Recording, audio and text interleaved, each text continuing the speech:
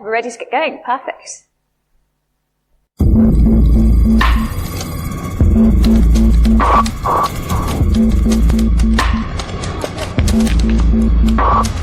These guys are good.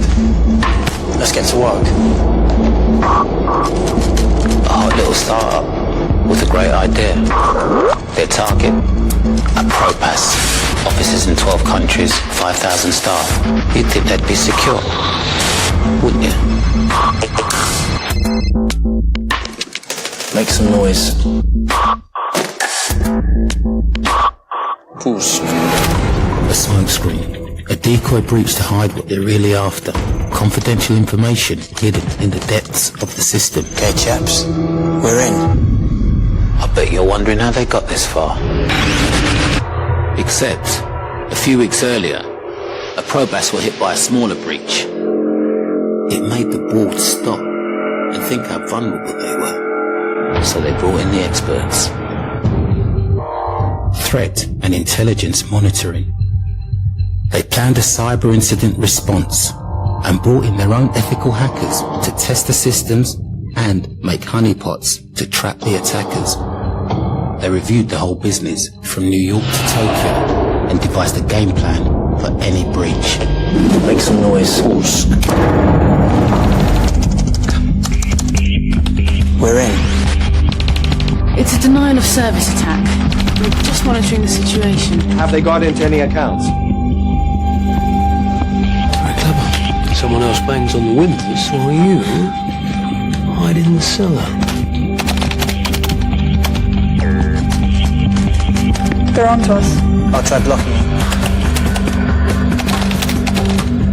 Is it working? I don't know. Well, I need to know, Gil. Is it working? Lena, launch a worm.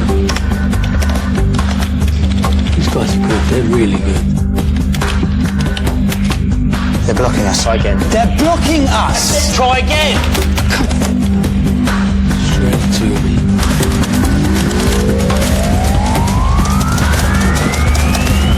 Gotcha.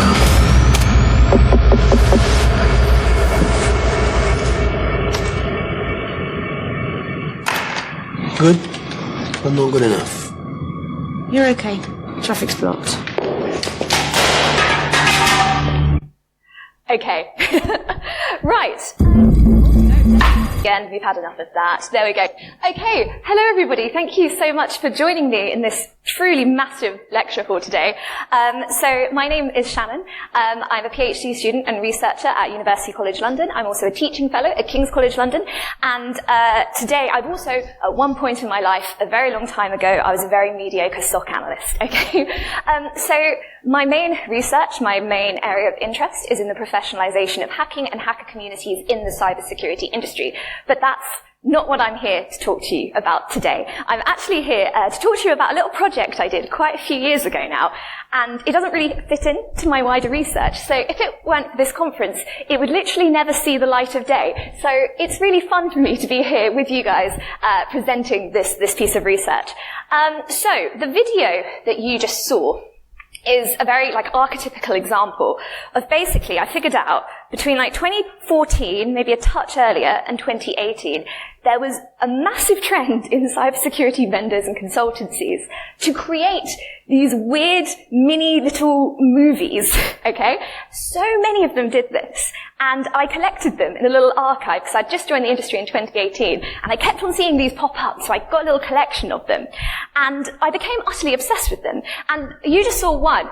I found over 50, and about 26 of those I ended up sort of compiling into this set collection. And here's some screenshots from some of the other ones as well. Unfortunately, I can't show you all of them today, and I wish I could because they're all brilliant. But these are a little sample of these videos. And there's something I found that kind of linked all these things, something that kind of made them seem somewhat in common.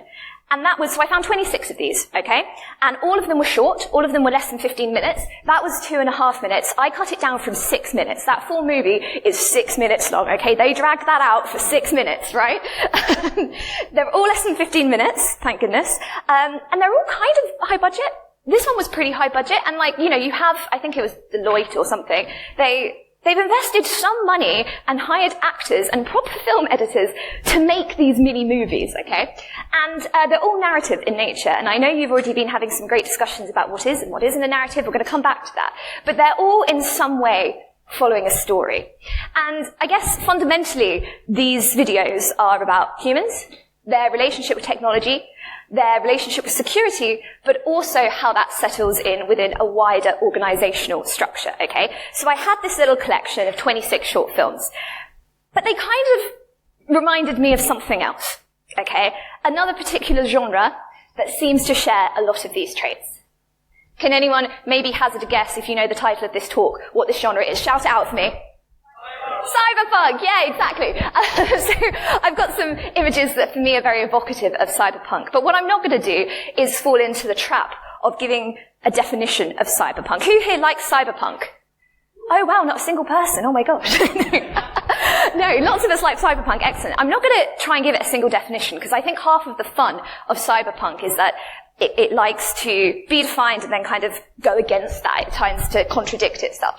So instead, I'm leaving you with a quote. I'll read it to you if you don't mind. So it's the term captures something crucial to the work of these writers, something crucial to the decade as a whole, a new kind of interrogation, the overlapping of worlds that were formerly separate, the realm of high-tech and the modern pop underground. This integration has become our decade's crucial source of cultural energy. Cyberpunk comes from the realm where the computer hacker and the rocker overlap, a cultural petri dish with writhing genes splice.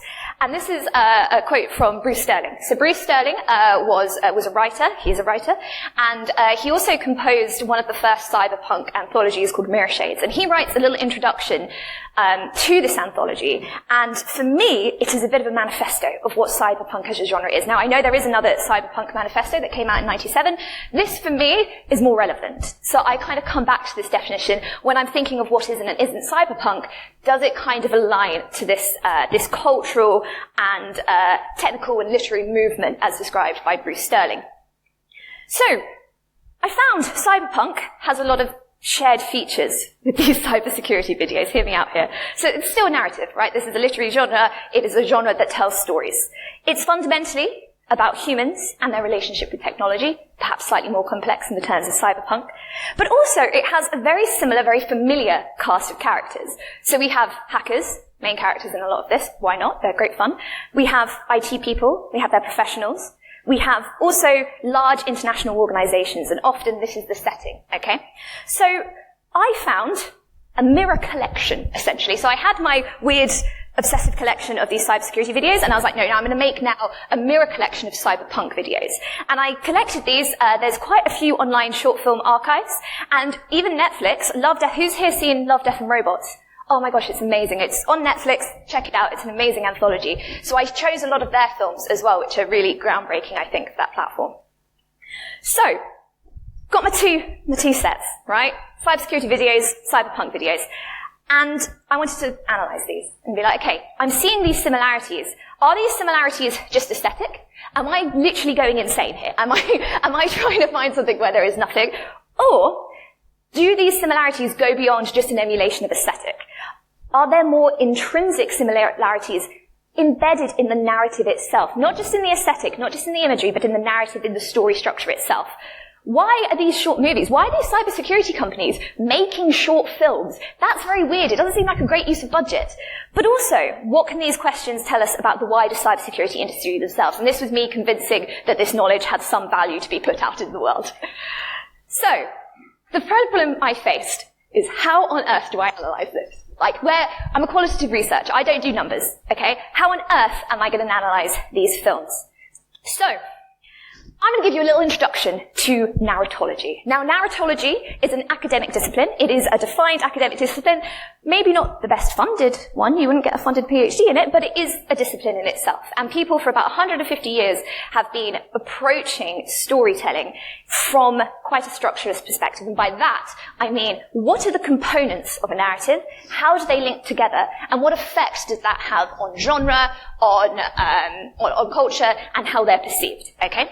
So, this is a quick whistle-stop tour of narratology, okay? I did 3 months of this, so we're going to see how many I can get into 3 slides. So, this is a familiar slide.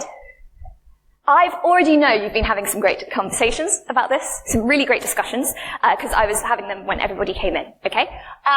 Would anyone like to share with me? Should we say A? There's firstly no right or wrong answer, okay?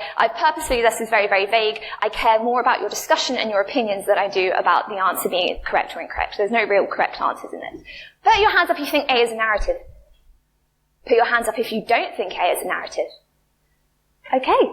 No, fair enough. Would anyone like to share with me why they don't think it's a narrative? Anyone at all? Yeah, why is it not a narrative?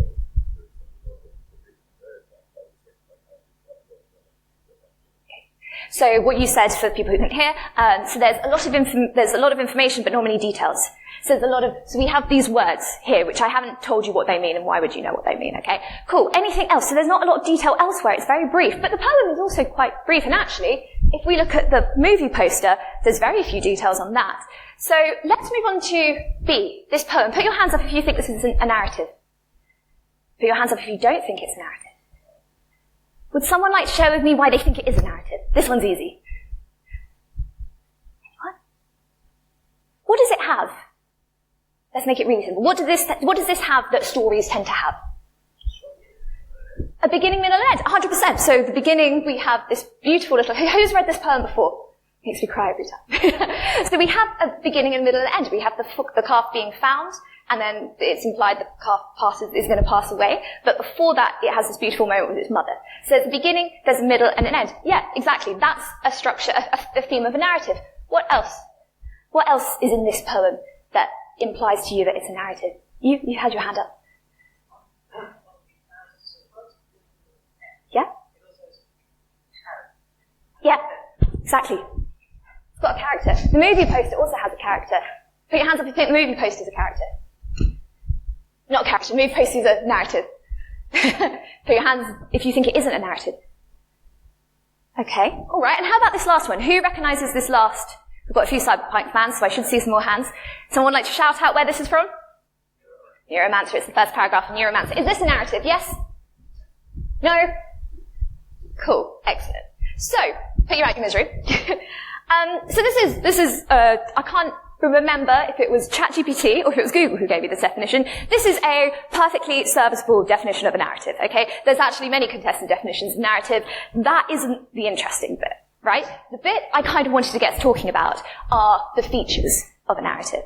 And most of these characters we've talked about, this idea of a plot, I was using the word story quite a bit. This idea, we spoke earlier about someone said, before everyone came in, about time moving and time happening. And this is maybe something we could describe a plot.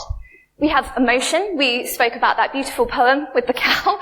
And I've also spoke to somebody earlier again about feeling emotion. Is emotion important in narrative? We've also got this idea, can a narrative just be spoken? Can it just be text? Or can it come from a static source, an image? I don't know. Maybe it can. Some people say it can. Causality, this idea of events happening, of a beginning, middle, of an end. Pacing, and also movement and progression of something happening and causing other things to happen. So kind of the point of this exercise is not as much to say yes or no, this is or isn't a narrative. It's more to get you thinking about a narrative in a bit more of a critical sense. Like, what are we actually talking about when we talk about narratives? So, I want to introduce you to this guy. This guy is called Vladimir Prop, and he is a Russian folklorist and a structuralist. And by structuralist, he's very interested in seeing how smaller parts of a whole thing interact with each other, and how the rules that underline these interactions and how that makes something as a whole. You don't need to worry too much about it.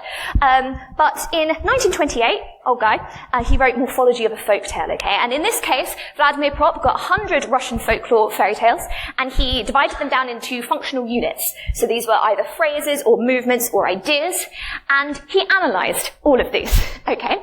And he came up with some theories about how these folk tales work and the underlying rules and the structures that build these fairy tales. So he argued that why characters might change, a dragon, a witch, a giant, their functions, that is, the practical physical role they play on moving the narrative, remain remarkably constant. So you had, it could be a dragon, it could be a werewolf, it could be a woman, but the important bit was how they interact with the plot, with the other parts of the narrative, okay? So he also shows quite a few trends and quite a few rules and it turns out very, very formulaic. And he showed how these folktales share a consistent underlying structure made up of 31 functions, okay? So you can divide all of these, like Lego, all these fairy tales into these individual Lego blocks. And you can mix those around. And when you mix those around, you create a new fairy tale, or you create a new version of that fairy tale. And, however, there were still rules. One function had to follow a certain other kind of functions, okay? So you couldn't just go absolutely ham. There had to be some level of causality. There had to be some level of structure. But that doesn't necessarily mean they always had to be used. So, if you think this sounds a bit wishy-washy, it very quickly, if you read Morphology of a Folktale, it starts getting very, very technical, and it starts looking a lot of this, okay? And as a qualitative researcher and as a social scientist, I took one look at that and was like, absolutely not. That's not how I'm analyzing this. This is absolutely monstrous. This is horrific. These are the nice graphs, okay? He is absolutely insane. So I was like, no, we're not doing that. Moving on. But there were some, I think, useful elements from Vladimir Prop. And he kind of sets this idea of characters, okay? And these functional characters. So characters aren't just the individuals doing that role, it's the physical, how they interact with the narrative and the story structure. So we have the hero, you know these, right? Got a hero who's the protagonist, he's the character who reacts to the donor and triumphs. The villain struggles against the hero, the donor presents them with some magical agent and insert that with any item that will help them on their quest or unlock a quest, kind of pushes them on their way.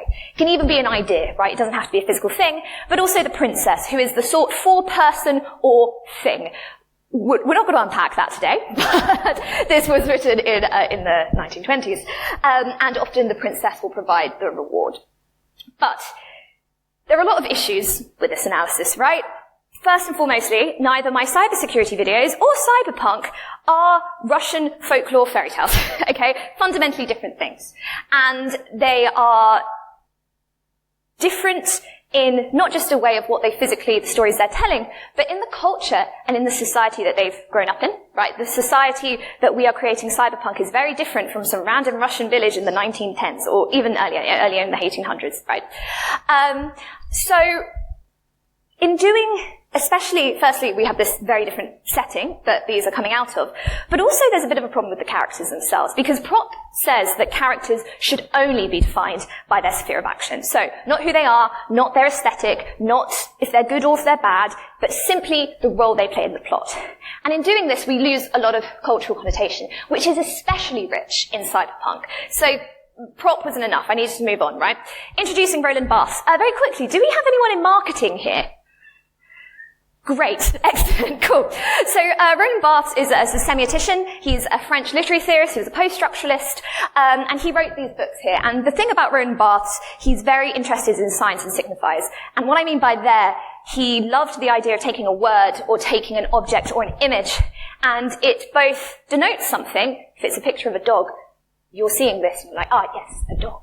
But as long as that, you also have the connotations of what a dog is. Man's best friend, loyalty, love it. Maybe if you're a police officer, maybe you connote that with work. Maybe you're scared of dogs and you connote that with fear, okay? So, this was all Roland Barthes' thing. He was like, everything, there's different levels of where we get meaning from. It can be at a very literal level, but also the way our culture and our society has led us to give these other connotations to these images and to these signs. So, Barthes says there are 5 ways of reading a text. I'm not going to go through it all with you, because that would be quite boring. But what he's essentially saying is if you divide a text down into units, you can read it in different ways, and that's going to tell you different things about the text, right? So the first one is probably the most useful, which is the code of action. What happens next? The purpose of this unit of text is to tell me what's going to happen next. Where is the story going? What's going on? But we also have parts of the text that the Enigma code, or code of suspense, is to lead you to question things. Wait, what's going on? Who is that person? Wait, I want to read on. Okay. The other code is, here we go, the code of connotations. This is what I was a little bit talking about. Why are the curtains blue? Blue means depression. Blue means sadness. Sometimes it's nonsense. Sometimes it's a key part of the story, okay? And then we also have these other codes as well that lead onto sort of wider external references. So referencing outside the narrative sphere, outside the diegetic reality, talking about common events. You know, if a film is referencing, you know, a coronation or a big event, right? It's referencing something out of that story world. And in doing so, it brings in a lot of cultural impact as well, right? And then finally, we've got this middle one, something that, bringing wider philosophy and wider questions, okay? So every time you read a text, you can kind of interact with it at all of these levels.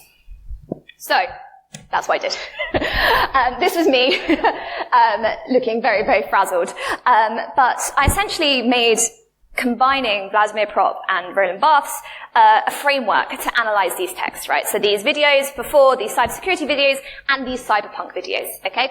And so I divide them up. My unit was a shot, okay? So I got through every single shot, and I did the 5 codes, and I also looked at the characters and the functions as well. This took me a really, really long time, but it was a really, really hot summer. We were just out of COVID, so I didn't have much else to do. So, what are my findings? Okay. They kind of come into two sort of, am I good for time?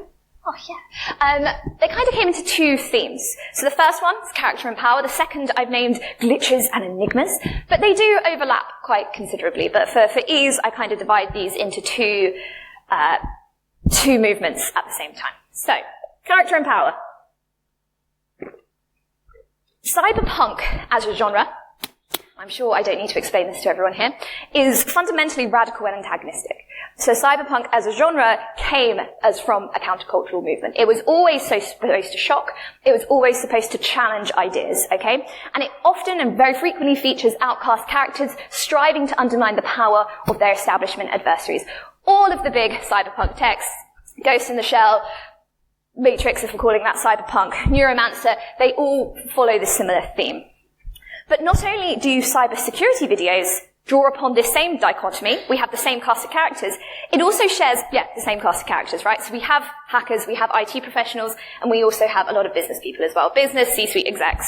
And these were the most prominent characters in both the cybersecurity and the cyberpunk videos. So that was already a similarity, right? A very easy one for me to approach.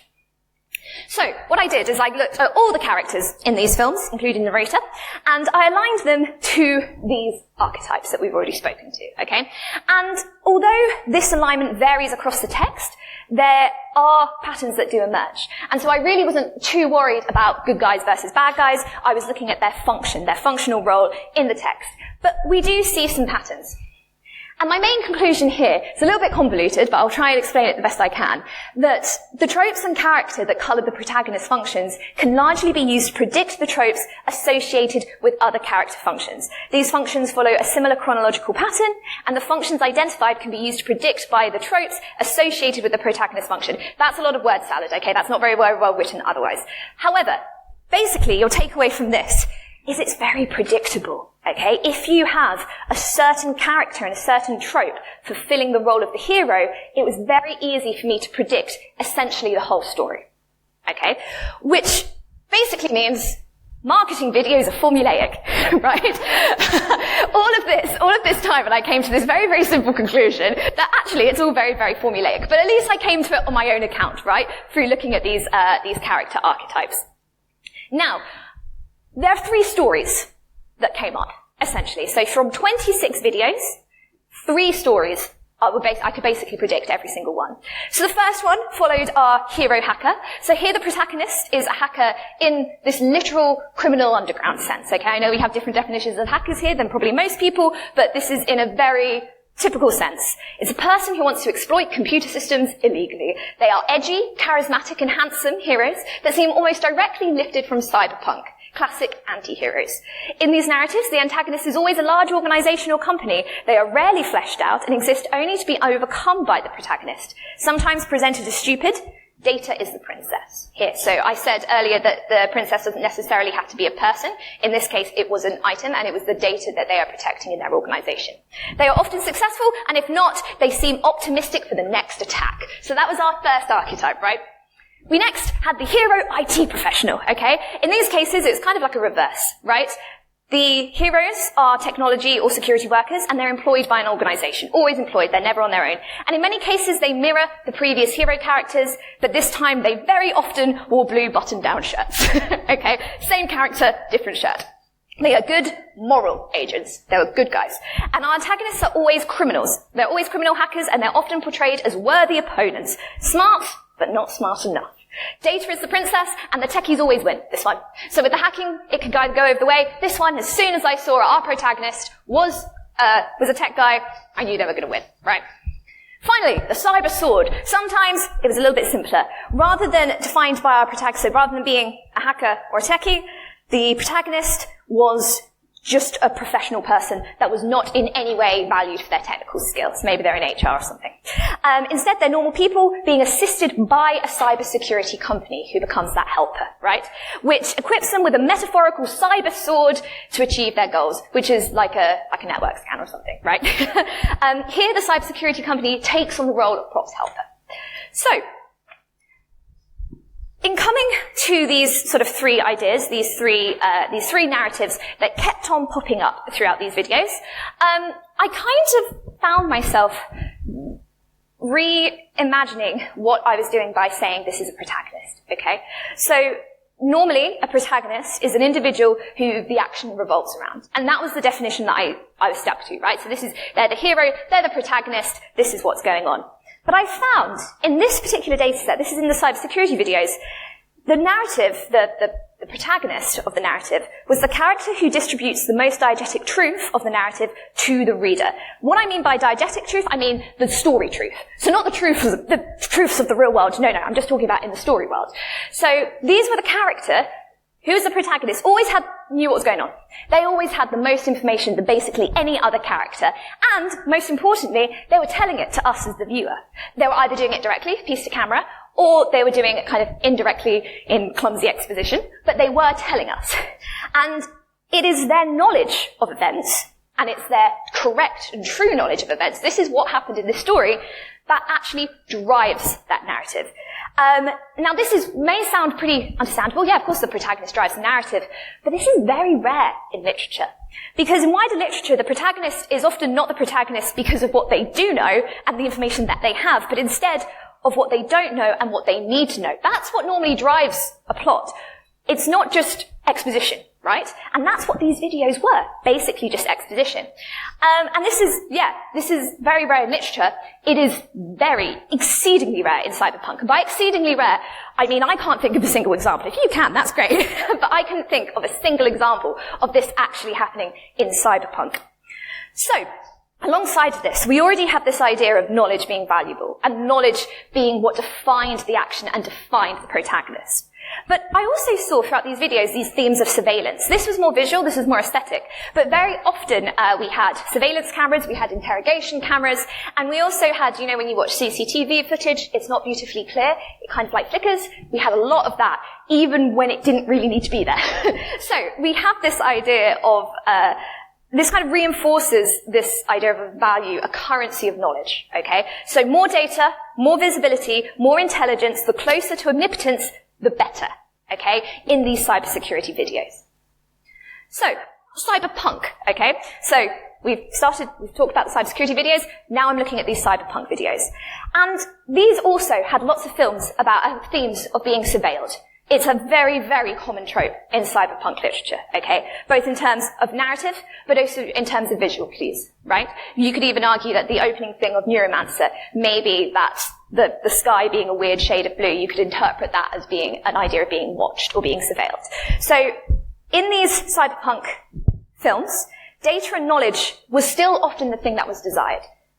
Okay, so even in these cyberpunk films, but in cyberpunk, surveillance and data gathering were actually portrayed in a negative light. So, whereas in cybersecurity you wanted that knowledge made you the main character, that knowledge made you win, in cyberpunk it was the opposite. The knowledge you wanted to keep to yourself, you wanted to protect that. So there's still a currency of knowledge, but our protagonists are preoccupied with withholding information, not only from the antagonist, but also from the reader, okay? So, I'm going to tell you about one of my favorite films. This is has anyone seen this? It's called Sunny's Edge. And it's in Love, Death and Robots. Watch it. Well, I'm going to spoil it. So if you don't want it to be spoiled, leave the room now. But I'm going to tell you. So this is a short film, and in Sunny's Edge, technology is advanced enough to neurologically link hybrid creatures called beasties, which is this monster here, to humans, using them as gladiators and entertaining death machines. Essentially, that's the world this is set. And the inhabitants of Sunny's world clearly have some very different norms and sensibilities from us, different attitudes and different boundaries between human, animal, and machine. There is a clear, wealthy ruling class, and this system is obviously built to support that ruling class. Now, the core narrative in Sunny's Edge is Sunny and her friends are trying to overcome and cheat these ruling classes, right? And they're doing so specifically by withholding information about Sunny's identity. So here, withholding information is akin to rebellion. This is seen as a rebellious, a radical act, that they are trying to hold this information back from the ruling classes, and that is their way of regaining power. Slide. So this was my first conclusion from all this work, right? Both in cybersecurity videos and cyberpunk narratives give a huge value to knowledge and a currency of knowledge. However, whereas the protagonists in the cybersecurity videos see the power in gaining information, the protagonists in the cyberpunk videos see the power in concealing it. So there was a nice little dichotomy here. Next, so we've got our first one. That's all done. Tick. So now I have my second conclusion. Glitches and enigmas. So, this was going to be a video, but it didn't really work, but that's absolutely fine. This was a problem before any of this happened. So basically I found in a lot of videos, there would always be these glitches, or like the screen would flicker and it'd cut to a different scene, or one scene would kind of play over the other and you'd kind of see half and half. Are you familiar with this kind of imagery? Am I describing this well? Yeah. This happened all the time. Mostly in the cybersecurity videos, also in the cyberpunk videos, I'm constantly seeing the screen flickering for some reasons, right? And it also, so here we go, so here's some screenshots. So we're seeing all of this like unclear, and sometimes it's because it's surveillance footage, other times it wasn't surveillance footage, it was just flickering the screen. And then I realized, after spending months and months and months of working around cyberpunk literature, I was finally going to have to confront the Matrix. Okay? So, what does the term, a glitch in the Matrix, mean? Would anyone like to share with me? What to you? Again, there's no right or wrong answer. What does a glitch in the Matrix mean? Oh, wow, 3 answers. Yes, that's you. Not meant to happen, did. Yes. Deja vu. That's the name of the cat. Yes. Yes. Proves that life isn't real. 100%. Excellent. So, no, you're all completely right. So, a glitch in the Matrix. You can define it as a perceived breakdown in diegetic reality, okay? So again, diegetic meaning in the story world. A breakdown of what that reality is. How is reality understood in this world, and that is being broken down. Now, although in the story world, the glitch is literally, it's a rebooting of a computer program in the Matrix, at the quantitative level, so again, we're thinking of those Barth's reading levels, it serves the narrative purpose of forcing Neo to question that nature of his reality, okay? What is the person experiencing versus what is the truth of that reality? So the glitch was present in cybersecurity films and cyberpunk films all of the time, okay? Which is quite exciting suddenly, because this glitch, this is a little visual thing, right? That has a hell of a lot of connotations to it, doesn't it? So, this is some more narratology. I'm not going to go too much into depth into this. But essentially, this is me drawing a plot twist. Essentially. So the Russian structuralists believed you could kind of have two timelines. The plot, which is what you think the story is, and then the story, what the story actually is. So the plot is the reader's interpretation of the sequence of events. Okay? So this is the sequence of events at the bottom that actually happened in the story world. Okay? But the plot is how we, as a reader, as a viewer, as an experiencer, experience that story. And that may be through flashbacks. That may be through flash forwards. That may be through drawing in elements of other stories. But it also means it could be through plot twists, which means that this top interpretation of that reality is incorrect. So if you could imagine a plot twist, you have this top line here, you believe something, you believe the sequence of events, and then suddenly, wait, no, you're wrong. And then you're put onto the real sequence of events, okay? So this is kind of like a structuralist approach to what a plot twist is. And plot twists are very, very popular in cyberpunk. And it's actually a trope of the genre. It's a cause line of the genre, right? And I'm sure you can all think of so many examples of this. But I would like you to extrapolate. So once you've identified this is a plot twist, what does that mean for the currency of knowledge we spoke about earlier? And when I say that, I mean, okay, this plot twist, the character suddenly doesn't know what's right or what's wrong. Suddenly they thought someone has done something, actually they were betrayed by their friend. Where does the power lie in this situation? Who has the knowledge? And what does that mean about, are they in the powerful situation? Are you in power if you know the true reality of what was going on? Who is revealing that? Who revealed that plot twist to the character? And what effect did it have? Why did they hold back for so long? Why did they lie to them? What power do they have because of this? Why was it concealed in the first place? And who gets to define what the truth is? Because maybe that plot twist, maybe it's a double bluff, right? Maybe you've done one like Shutter Island, right? Plot twists all around the go. You know, you have no idea what's going on in that story world. Is there even a truth? Maybe the writer or maybe the filmographer has purposely made it that you never truly understand that story underneath, and you're always just predicting with the plot. Because Sunny's Edge has the most amazing plot twist. And the plot twist fundamentally is, so basically the whole thing is like, Sunny is kind of neurolinking into this beastie, right? And then she fights and then she jumps out. But in the film, Sunny gets killed. But turns out, Sunny wasn't actually in Sunny. The beast, is actually where Sunny is. That's her soul, is in the beast. She had an accident years ago, left her really, really scarred. And in order to keep her alive, they couldn't put her in a human body, they put her in the monster's body, okay? So this is her, that's the soul. And then she neurolinks into the human body. And this is an amazing plot twist. Right? Because it brings up so many questions. So many, just one simple plot twist.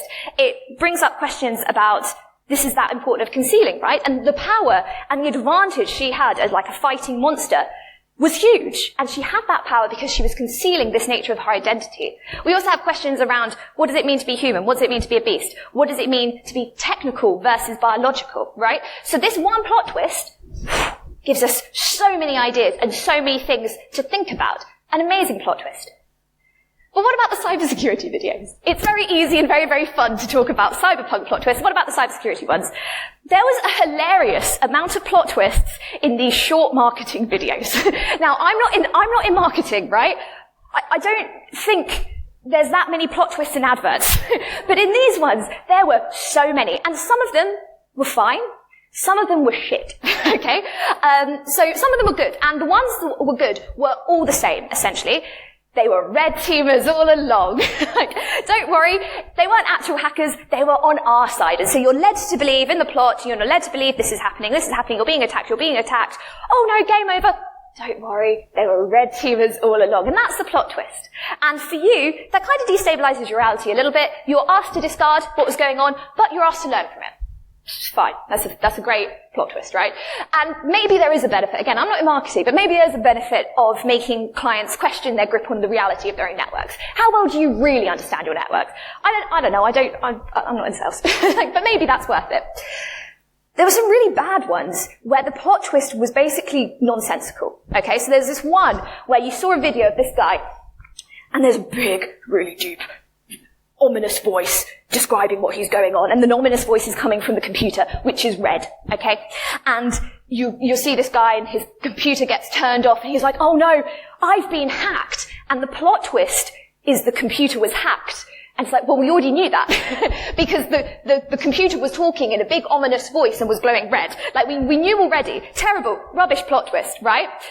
But we then have to rewatch the same scene again with this new information. But it isn't really new information. We knew it all the time. Really technically disappointing plot twist. And yet there were loads of these. I'm like, is that even a plot twist? I think I know what they were going for, but it didn't really work. So why should we care? Why should we care about plot twists? Because it's weird in marketing materials. B, for BAFs, plot twists are there to delay resolution, okay? So to complicate and convolute the narratives as to make that final revelation more satisfying. It's to tell a bloody good story, right? For Leyendecker, who's another author in this field, the plot twist is a retelling of the fabula, which is the word for story, okay? So it's a retelling of what you thought was happening. Both are methods used to obscure the reality of the story, the diegetic reality, from the reader, and to produce a plot veil that makes the reader question their interpretation of the reality presented in the narrative. It is a glitch in the matrix. That's what a plot twist is, okay? Plot twist is a glitch in the matrix for both the reader and for the character who's experiencing it. In Cyberpunk, as a literary genre and as a cultural movement, it comes from a cultural tradition embedded in postmodernism. And the postmodernists, their whole thing is questioning the nature of our reality and questioning what is truth, who gets to say what is truth and what isn't. And in Cyberpunk, plot twists aim to destabilize grand narratives and ideologies. So, for example, ideas of power, gender, and what it is and isn't to be human. Postmodern writers, including many cyberpunk authors, they are postmodern darlings, everyone loves them, and they embrace fragmentation and randomness, eschewing absolute meaning in favor of interpretation and subjectivity. So nothing is solid, nothing is true. It's not sort of a telltale description of events. It's all open to interpretation. That's the point. A true reality or a true interpretation of the text isn't something to uncover. It doesn't exist in the first place. Okay, that's not the goal of this. So in doing this through their writing, they invite us to question our own ideologies and our own understanding of the world. That's kind of the point, the narrative push of what a glitch or what a plot twist is in Cyberpunk. The cybersecurity videos, I don't think, set out to do this. I think the marketers making these videos didn't have this idea in their heads. We're going to challenge paradigms.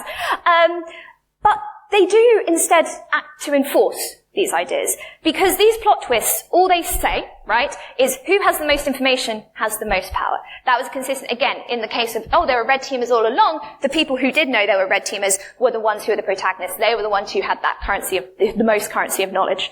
So, as opposed to, brings me to our final conclusion, is whereas narrative plot twists are a feature of cyberpunk text and cybersecurity videos, whereas cyberpunk plot twists convey a postmodern logic that critically challenges these grand narratives, the twists in cybersecurity largely enforce them. And that was my conclusion 3 years ago. But when I wrote this talk, I realized I hated it, and I actually disagreed with it entirely. Because I was like, wait, no, I've actually missed something. Because I didn't really think about this representation of the professional, the criminal hackers, and the pen testers, and the red teamers, okay? There was no clear, and I went back on it, and there's no clear representational or functional difference between the criminal and ethical hackers. They were all by means, apart from the blue button-down shirts, were entirely interchangeable, okay? In semiotic terms, in character functions, they fulfilled all the same roles. And the most effective plot twists, by my own admittance, were the ones where the criminal and ethical hacking lines were questioned or obscured, right? And so that is actually challenging a very dominant paradigm in security. Maybe we're quite relaxed to it in this community. We're exposed to this all the time, but outside of cybersecurity, outside of academia, this is weird, right? And actually, by kind of challenging the idea of what is and isn't ethical hacking, or what is and isn't pen testing, what is and isn't red teaming, and how does that integrate with our culture, with our society, and with the law, that is not only challenging paradigms of security, of privacy and safety, but it's also giving an idea of what is good, what is bad, and also it's a nice argument on counter versus mainstream culture and how that is co-opted. And that leads us to some really fundamental questions about the professionalization of hacking and hacker culture. This is a hell of a big question. It's such a big question, I'm doing a whole PhD on it and would like to spend the rest of my career on it. So, I don't have an answer for this yet. Maybe that's next year's talk. So what? Thank you so much for bearing with me for this hour. We've been on a wild ride. But this is kind of what I want you to take away. Firstly, maybe a newfound appreciation for narratology as a field. I can give you loads of readings if you're interested. But also, I want us to think about the narratives and the stories we tell each other in this field, in this industry, but also that we tell ourselves. What are the stories we tell each other about who we are and the things we do, both in our jobs and in our professional lives? What are the narratives, the characters? Where did they come from in the first place? Who defined them? Who are telling these stories? Why are they telling these stories? Who has the loudest voice in telling these stories, and maybe what voices are underrepresented? When we strip back these narratives, we break them down to their structural elements. What does that tell us about our understandings with how the world works, beyond cybersecurity? How technology works, how science works, how knowledge works, how power works. The assumptions we make, the ideologies, the paradigms, the dogmas we subscribe to. We're not separate from this just because we work in tech. Not just because we work in science or in technology, we are not separate from the being and living within a subjective culture. And is there such thing as one set truth and one set reality? Or perhaps is that more hidden maybe than we like to pretend to believe? What I'm basically asking you is to keep an eye out for glitches in the matrix. So, before I let you go, I think we've got perfectly for time, like I said, this isn't my main bulk of research. I work in the professionalization of hacking and hacker cultures, and I'm interested, I'm based in the Department of Science and Technology Studies at UCL. We look at the sociology and the philosophy and the history of science and technology, specific for me, cybersecurity. I am looking for people to take part of my research, okay? I'm specifically looking for red teamers, pen testers, ethical hackers, bug bounty hunters, social engineers, or anyone who'd like a good old chat about hacking and hacker culture, okay? So if you'd like to please reach out to me. You can come and chat to me now. I'm going to be here for a bit. I have a QR code here. Forgot my audience. I do apologize. But that's going to go to my LinkedIn. This is my name. I'm Shannon Clerkin, and this is my email to get hold of me at UCL. I'm also at King's College London, but for this project, reach out to me through UCL. And thank you so, so much. I think we have some questions. Time, maybe a few minutes before the next speaker comes in. 3 minutes, maybe 3 questions. Or if there is none, I can get a drink. Good. Thank you so. Oh, the question, yes. Yeah. I wasn't very good at it. Basically, no, I was recruited. I did a biology degree, and they kind of tapped me on the shoulder for a company that I shall not name. And I loved it, and it was fine, but I wasn't a natural at it. And actually, I found just the industry, and I met some amazing hackers through that job. And I was like, actually, I think... I had many questions about this industry, and then I turned to academia, and there weren't many answers. So I was like, okay, right, looks like I have to do a PhD. So that's why I'm here. But thank you. Any other questions? No? Good to go. Thank you so much.